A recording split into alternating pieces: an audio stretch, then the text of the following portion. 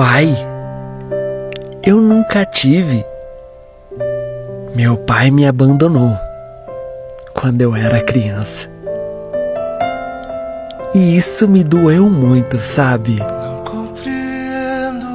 Mas Deus é tão perfeito que me deu uma mãe perfeita, que foi mãe e pai em um corpo só.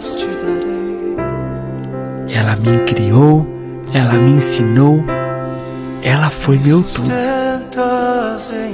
Então, nesse Dia dos Pais, é pra ela que eu desejo toda a felicidade do mundo, porque ela sim foi mãe e pai nas horas que eu mais precisei.